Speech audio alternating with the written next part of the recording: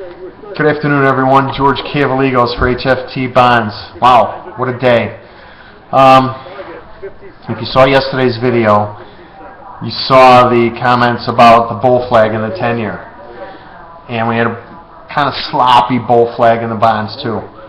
Well, the 10-year rallied back up last night to 127.01 plus. 127.02 was the objective. So hopefully, if you were long, you had your stop trailing, or you got out before the Bears game like some of us did, and moved on. Woke up this morning, it was obvious that the bear flag, or the bull flag, had failed. Now remember, none of these patterns are 100%.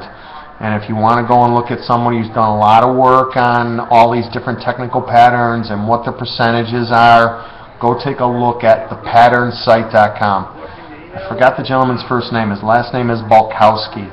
He's written a book. His website is packed full of information on different technical patterns and different types of technical analysis.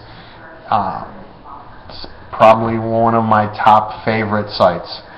I forgot to check what the odds are of flags. I think it's like 60% that they work. And when they don't work, it can often be a very powerful sell signal, or vice versa if it's a bear flag. Woke up this morning and the market had already broke down pretty hard. And in my morning email I sent out, I said a failed bull flag, pretty negative, stalking the short, and looking for shorts all morning. Nice bounce in the afternoon.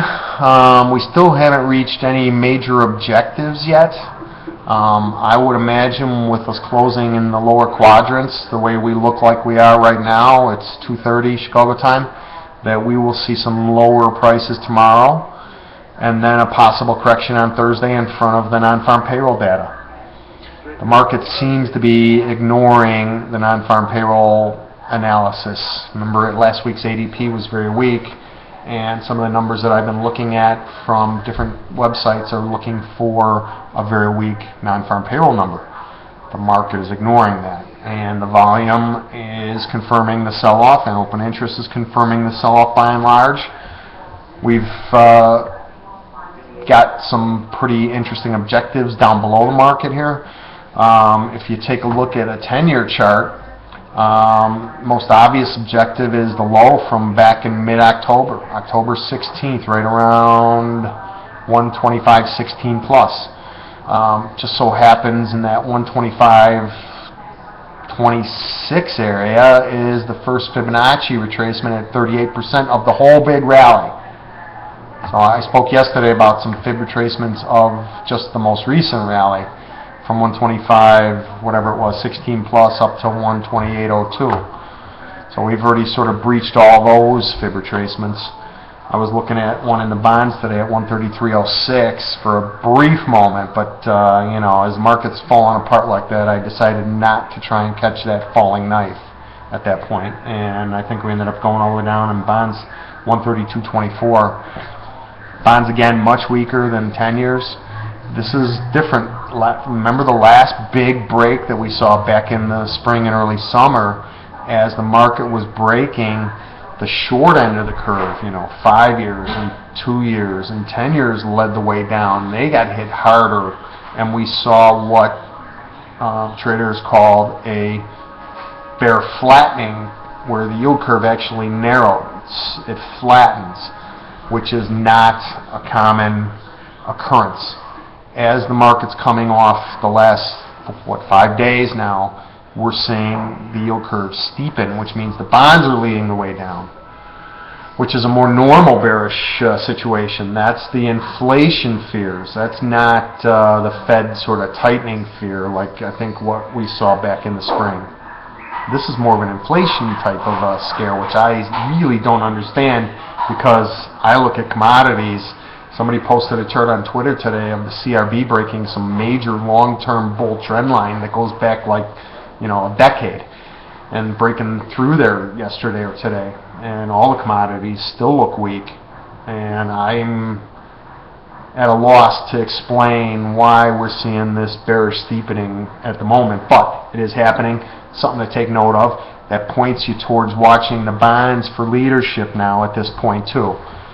And I probably wasn't watching the bonds close enough last night because they never met or even got close to their bull flag objective last night before they turned around and got negative. So, remind me to watch both markets more, as I harp on one of my favorite rules: watch bonds and notes and look for divergences between the two. Always important. Okay, like I said, look for some further weakness into tomorrow. I don't think we'll see those levels that I mentioned in the 10-year, that 125.26. Maybe we could see that one. I doubt if we're going to go see the 125.16, 17 area tomorrow. I would not be surprised to see us go poke around. You know, even 125.26 seems like a long way off. 127 even. On the way up, we left an important low at 126.07 plus. Let's go check that out. Keep an eye out for that level tomorrow on the downside. Today's low was, what, 12 plus? So another new low by like 5 ticks. Might be something good to look for before we start to see, you know, some kind of a consolidation in front of the non-farm number on Friday. So, on the upside, let me give you some upside levels to look for. I'm just going to look at the 10-year real quick, guys. If we can get back up towards 126.24, that'd be a nice spot. Take a look. The old lows at around 126.25. Somewhere up there would be a real nice area to take a look at on the short side. We kind of stopped against 126.20 plus today on the bounce back.